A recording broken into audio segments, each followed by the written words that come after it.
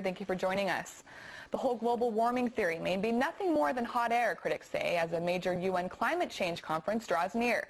The debate stems from leaked emails stolen from a research center in Britain, which raised concern over data manipulation. Just under 2 weeks and counting, 191 countries will head for Denmark to try and reduce greenhouse gases. But a computer hacker has shown that scientists have been pumping out hot air of their own. Thousands of emails from Britain's University of East Anglia, the main source for measuring global temperatures, posted on a Russian internet server and raising serious questions about ethics and accuracy.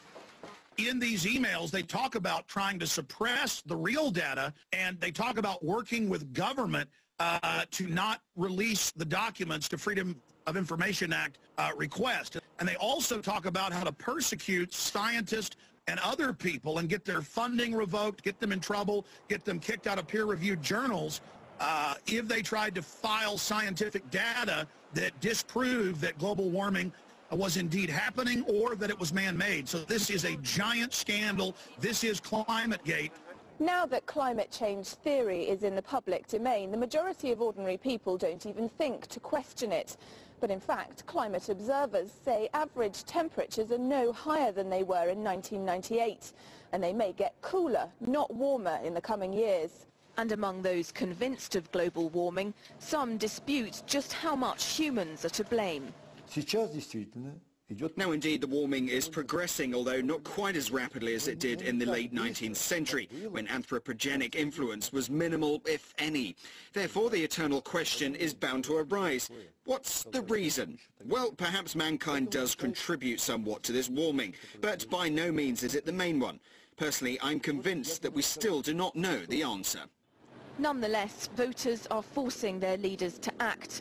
That's why they're heading to Copenhagen to cut carbon. But for some nations, it could choke their struggling economies. A lot of countries can't afford to commit to any legally binding targets because they need to raise millions and tens of millions of people out of poverty. India, China, they cannot afford to sign up to any such binding targets, and therefore Copenhagen will be more or less a political agreement, but not a legally binding agreement.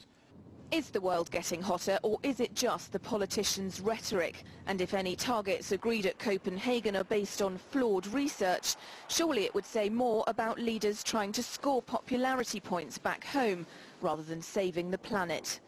Laura Emmett, RT. Copenhagen is preparing to host experts and world leaders next month to discuss how to prevent climate change and global warming. But while they'll be looking to put new restrictions on greenhouse emissions, not everyone in the scientific community is in agreement. RT spoke to one Russian scientist who says far from heating up, the Earth is actually heading for a new ice age. The temperature is not in any way affected by the level of carbon dioxide in the atmosphere. The more carbon dioxide there is, the better it is for humanity. And I will explain why. Carbon dioxide is like bread for green plants, so agriculture gains significantly if there's more of it. In fact, the Earth is now moving towards a new ice age. The temperature is not falling sharply, just 0.3 degrees in 1,000 years, but that's just the beginning.